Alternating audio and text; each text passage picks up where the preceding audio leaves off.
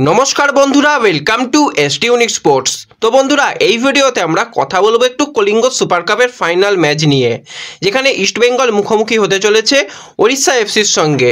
তো ম্যাচ খেলতে নামার আগে ইস্ট বেঙ্গলের চিন্তার কারণ হচ্ছে ম্যাচ রেফারি। যেভাবে এই বছরে ইস্ট বেঙ্গলের বিরুদ্ধে একাধিক বাজেভাবে কিন্তু ইস্ট বেঙ্গলকে আটকানোর চেষ্টা করা হচ্ছে, সেটাই কিন্তু মেন ভয়। তো সেই ভয়ের কারণ যে ম্যাচ রেফারি, সেই ম্যাচ রেফারি কে রয়েছে, সে কিভাবে ম্যাচ পরিচালনা করতে পারে, এর আগে সে কয়েকটা ইস্ট বেঙ্গলের ম্যাচ খেলিয়েছে সেগুলো কীরকম খেলিয়েছে সেই নিয়ে আলোচনা করব। সুপার কাপের ফাইনাল ম্যাচ খেলতে নামার আগেই কিন্তু ইস্ট বেঙ্গল শিবিরে বেশ কিছু সুখবর বেরিয়ে আসছে, সেই নিয়ে কথা বলবো। তোমরা যে প্রশ্নটা বারবারই করছিলে ফাল্কো সিলভা, তো তাকে নিয়েও আলোচনা করব। এছাড়া কিছু ট্রান্সফার আপডেটের খবর বেরিয়ে আসছে, সেই নিয়েও কথা বলবো আমরা এই ভিডিওতে। তাই ভিডিওটা শুরু থেকে শেষ পর্যন্ত দেখার অনুরোধ করলাম। আর ভিডিও ভালো লাগলে ভিডিওতে লাইক দিয়ে 500 লাইকের টার্গেট আমাদের পূর্ণ করে দিও। আর যারা চ্যানেলে প্রথমবার এসেছো চ্যানেলটাকে সাবস্ক্রাইব করে পাশের বেল আইকনটাকে অন করে রেখো, তাহলে তোমাদের প্রিয় দলের খেলার সমস্ত আপডেট তোমরা এখানে পেয়ে যাবে। তো চলো আর দেরি না করে ভিডিও শুরু করা যাক। প্রথমেই যদি একটুখানি ট্রান্সফার আপডেটের খবর নিয়ে কথা বলি, তো এই মুহূর্তে যে খবরটা পাওয়া যাচ্ছে যে একজন পরিচিত বিদেশি প্লেয়ারকে কিন্তু দলে নিতে চলেছে। তো সেই পরিচিত বিদেশি প্লেয়ার হচ্ছে 20 বছর বয়সী জাপানের সেন্টার ফরওয়ার্ডের প্লেয়ার টাকিটো মিকি, যাকে কিন্তু এবছরে আমরা দেখছিলাম আই লিগে শিলং লাজংয়ের হয়ে বেশ কয়েকটা ম্যাচ খেলেছিল। তারপরই সে হঠাৎ দল পরিবর্তন করে নেয়, মানে দলকে সে টাটা বাই বাই জানিয়ে ফ্রি প্লেয়ার হয়ে গিয়েছিল। এবং এই প্লেয়ারকে নেবার ব্যাপারে একটা সময় জামশেদপুর এফসি ভালো রকম ইন্টারেস্ট শো করছিল, কিন্তু শেষ পর্যন্ত তাকে জামশেদপুর এফসি নেয়নি। তো এই মুহূর্তে যে খবরটা পাওয়া যাচ্ছে আই লিগের ক্লাব দিল্লি এফসি কিন্তু তাকে শর্ট টার্ম কন্ট্রাক্ট ডিলে কিন্তু নেওয়ার চেষ্টা করছে, কথাবার্তা অ্যাডভান্স লেভেলে চলে গেছে। খুব তাড়াতাড়ি অফিসিয়াল সিগনেচার হতে চলেছে এই টাকিটো মিকির সঙ্গে। এবার যদি আমরা সরাসরি ইস্ট বেঙ্গলের দিকে চলে আসি, তো প্রথমেই যে বিষয়টাকে নিয়ে কথা বলতে হবে ইয়াগো ফালকে সিলভা কবে আসবে, কবে অফিসিয়াল অ্যানাউন্সমেন্ট হবে। দেখো, তোমাদের যেরকমটা বলেছিলাম, যতক্ষণ না ইস্ট বেঙ্গলের সুপার কাপের অভিযান শেষ হয় তার আগে কিন্তু কোনোভাবেই অফিসিয়াল অ্যানাউন্সমেন্ট হবে না। তো সেই রকমভাবেই কালকে ইস্ট বেঙ্গল তাদের গুরুত্বপূর্ণ সুপার কাপের ফাইনাল ম্যাচটা খেলতে চলেছে। তো সেই ফাইনাল ম্যাচ হয়ে যাওয়ার পরই কিন্তু অফিসিয়াল অ্যানাউন্সমেন্টটা হবে যে ইয়াগো ফালকে সিলভাকে সই করিয়েছে। সই তো কমপ্লিট হয়ে গেছে, কোনো রকম অসুবিধা নেই, এই বিষয় নিয়ে আর কোনো রকম চিন্তার কারণ নেই, অফিসিয়াল সিগনেচার কমপ্লিট। তো সেক্ষেত্রে হয়তো 29 তারিখ বা 30 তারিখে তার অফিসিয়াল অ্যানাউন্সমেন্টের সঙ্গে সঙ্গে সেও কিন্তু কলকাতাতে চলে আসবে। তার যেটা ভিসা প্রবলেম, ভিসা তো মিটে গেছে, তোমাদের জানিয়েছিলাম। এমনকি পরিবারের যে ভিসার ব্যাপারটাও কিন্তু মিটিয়ে ফেলেছে ইস্ট বেঙ্গলের ম্যানেজমেন্টের তরফ থেকে। এবার কোন ডেটে এক্স্যাক্টলি আসবে সেটা এখনও জানা যায়নি। তো যতটা জানা যাচ্ছে মোটামুটি 28 অথবা 29 তারিখে, 28 তারিখে এলেও মানে কোনো রকমভাবে সেটা একদম সামনে বেরিয়ে আসবে না। যদি 29 তারিখে হয় তাহলে কিন্তু সামনে বেরিয়ে আসতে পারে। সেক্ষেত্রে এই দুটো তারিখের মধ্যে তার আসার একটা সম্ভাবনা তৈরি হয়েছে। এছাড়া দিনটা পরিবর্তনও হতে পারে, যদি কোনো রকম পরিবর্তন হয় সেটা আমি আমার ফেসবুক পেজে জানিয়ে দেব। তো ফেসবুক পেজে রীতিমতন কিন্তু 2800 মেম্বার জয়েন হয়ে গেছে। যারা এখনও জয়েন হওনি ফেসবুক পেজে জয়েন হয়ে যাও, এখন কিন্তু সমস্ত লেটেস্ট আপডেট সবার আগে ফেসবুক পেজে শেয়ার করা হচ্ছে। তাই যারা এখনও ফেসবুক পেজে জয়েন হওনি তারা কিন্তু ফেসবুকে গিয়ে এই SD unique sports channel search করতে পারো, সেখানেও পেয়ে যাবে। এছাড়া এই ভিডিওর কমেন্ট বক্স এবং এই ভিডিওর ডেসক্রিপশন বক্সেও কিন্তু আমি ফেসবুক পেজের লিঙ্ক দিয়ে দেবো, সেখান থেকেও তোমরা ফেসবুক পেজে জয়েন হতে পারবে। সেখানে জয়েন হলে সমস্ত লেটেস্ট আপডেট পেয়ে যাবে। তো যারা বারবারই ব্যাপারটা জানতে চাইছিলে ইয়াগো ফালকে সিলভার কি আসবে, কবে আসবে, আশা করি তাদের বোঝাতে পারলাম। তো এছাড়া যে বিষয়টা বেরিয়ে আসছে যে সিবেরিও টোরোকে তো একটা ছাড়ার সিদ্ধান্ত নিয়েছে। ছাড়া বলতে তাকে এখনই অফিসিয়াল থ্যাংক ইউ জানাবে না, তাকে কিন্তু আনরেজিস্টার করে রাখা হবে।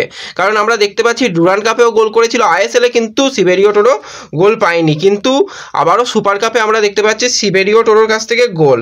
তো সেক্ষেত্রে তাকে আনরেজিস্টার করে রাখা হবে। এবার যদি সে সেমিফাইনাল ম্যাচেও যেরকম গোল পেয়েছে বা যদি ফাইনাল ম্যাচেও যদি গোল করে দেয় এবং যদি দলকে চ্যাম্পিয়ন করে দেয়, তাহলে তাকে নিয়ে কি হবে, এটাও কিন্তু ম্যানেজমেন্ট একটা যথেষ্ট চাপে পড়ে গেছে। সেক্ষেত্রে অন্য কোনো বিদেশি প্লেয়ারকে হয়তো আনরেজিস্টার করাতে হতে পারে।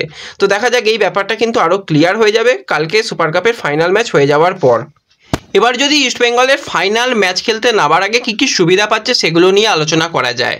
তোমাদের যেরকমটা জানিয়েছিলাম সেমিফাইনাল ম্যাচের আগের দিনই যে মন্দারাও দেশাই পুরোপুরি ফিট এবং সে ম্যাচ প্র্যাকটিস, সিচুয়েশান প্র্যাকটিস করেছে, তাকে কিন্তু ব্যবহার করা হতে পারে। সেইভাবেই আমরা দেখলাম সেমিফাইনালের মতন গুরুত্বপূর্ণ ম্যাচে তাকে বেশ কিছুক্ষণ গেম টাইম দেওয়া হয়েছে এবং ফাইনাল ম্যাচেও কিন্তু সে সম্পূর্ণভাবে অ্যাভেলেবেল রয়েছে। তাকে নিয়ে কিন্তু কোচ পরিকল্পনা সাজাতে চলেছে ওড়িশাকে আটকানোর জন্য। এছাড়া আরও একটা বিষয় তোমাদের যেরকম বলেছিলাম যে লালচুংডুঙ্গা মহেশ কালকে রীতিমতন প্র্যাকটিস করে নিয়েছে, তো তাদের নিয়েও কিন্তু কোচ বার্তা দিয়েছে তাদের পরিকল্পনা অনুযায়ী ব্যবহার করা হবে। এবার তাদের ফার্স্ট 11-এ পরিবর্তন করে রাখা হবে নাকি তাদের সাবস্টিটিউট বেঞ্চে রাখা হবে সেটা দেখার বিষয়। সেটা মোটামুটি পরবর্তী সময় যেরকম যা আপডেট আসবে তোমাদের জানিয়ে দেবো, এবং ইস্টবেঙ্গলের যেটা বেস্ট প্লেয়িং 11 হতে পারে ফাইনাল ম্যাচের জন্য সেখানে আলোচনা করে নেব। এবার যে বিষয়টাকে নিয়ে কথা বলবো যে ফাইনাল ম্যাচের ম্যাচ রেফারি কে হবে, কারণ আমরা যেভাবে দেখছি যে ইস্টবেঙ্গলকে চক্রান্ত করে আটকানো হচ্ছে, সেটা আইএসএলের ম্যাচে আমরা দেখেছিলাম, এছাড়া আমরা ডুরান্ড কাপেও দেখেছিলাম এবং সুপার কাপেও দেখেছিলাম। তো সেক্ষেত্রে ফাইনাল ম্যাচের ম্যাচ রেফারি হিসাবে দায়িত্ব পালন করতে চলেছে প্রধান রেফারি আর ভেঙ্কটেশ। তো আর ভেঙ্কটেশ কিন্তু বেশ কিছু ম্যাচ খেলিয়েছে এবছর সুপার কাপেই তাকে আমরা দেখলাম যে ম্যাচ খেলাতে ডার্বি ম্যাচ, যেখানে মোহনবাগান সুপার জায়েন্ট এবং ইস্টবেঙ্গল মুখোমুখি হয়েছিল, ইস্টবেঙ্গল 3-1 গোলে ম্যাচটা জিতেছিল। তো সেখানেও কিন্তু বেশ কিছু জায়গায় রেফারির ভুলভাল সিদ্ধান্ত আমরা দেখেছিলাম। রাজ বাসফোরে, গ্লেন মার্টিন্স, তাদের মানে যে কোনো ফুটবল যারা বোঝে বা যারা ফুটবল ম্যাচটা দেখেছিল তাদের সবারই একটাই কথা যে তাদের মধ্যে কিন্তু একজনের অন্তত রেড কার্ড হয়ে যেত, এবং যেই জায়গায় যেরকমভাবে তারা ফাউল করছিল এবং হট করে তাদের পরিবর্তন একটা ফাউলের পরই করে নেওয়া হলো এবং সেইখানে কোনো রকম কার্ড ব্যবহার করা হলো না, সেটা আমরা এবছরের সুপার কাপের ডার্বি ম্যাচেই দেখে নিয়েছিলাম। তো সেই আর ভেঙ্কটেশ কিন্তু দায়িত্ব সামলাতে চলেছে, এবং ডার্বি ম্যাচের মতন হাই ভোল্টেজ ম্যাচেও কিন্তু 9টা ইয়েলো কার্ড তার কাছ থেকে এসেছিল। এছাড়া কিন্তু আরও বেশ কিছু ম্যাচে সে রেফারিং করিয়েছে। তোমাদের মনে থাকবে মহাসপ্তমীর দিন ইস্টবেঙ্গল বনাম এফসি গোয়া যে ম্যাচটা খেলেছিল সেই ম্যাচেও কিন্তু এই রেফারি ম্যাচ খেলিয়েছিল। এছাড়া পাঞ্জাব এফসির সঙ্গে যেটা গোলশূন্য অবস্থায় ড্র করে সেখানেও কিন্তু 6টা কার্ডের ব্যবহার করতে দেখা গিয়েছিল এই আর ভেঙ্কটেশকে। তো আর ভেঙ্কটেশ ফাইনাল ম্যাচ খেলাবে, এটা কিন্তু মানে রীতিমতন চাপ, কারণ সৌভিক চক্রবর্তীকে সবার আগে চেষ্টা করবে যে কার্ড দেখিয়ে বাইরে বার করে দেওয়ার।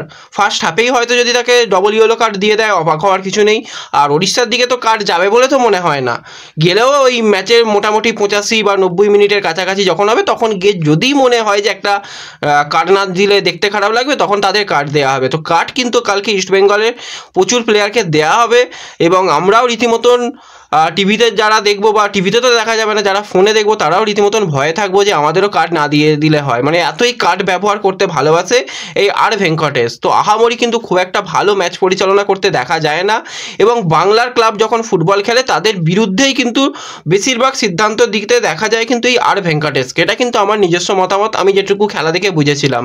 তোমরা তোমাদের মতামত অবশ্যই কমেন্টে জানিও যে এই আর ভেঙ্কটেশ কীরকম রেফারি, সে কীরকমভাবে কালকে ম্যাচ পরিচালনা করতে পারে। তো এই ভিডিওতে এইটুকুই ছোট্ট আপডেট তোমাদের সঙ্গে শেয়ার করার ছিল। ভিডিও ভালো লাগলে ভিডিওতে লাইক করে দিও, চ্যানেলে প্রথমবার এলে চ্যানেলটাকে সাবস্ক্রাইব করে দিও, আর যারা ফেসবুক পেজ থেকে ভিডিও দেখছো পেজটাকে ফলো করে নিও, আর ভিডিও পারলে সকলের সঙ্গে একটু শেয়ার করে দিও।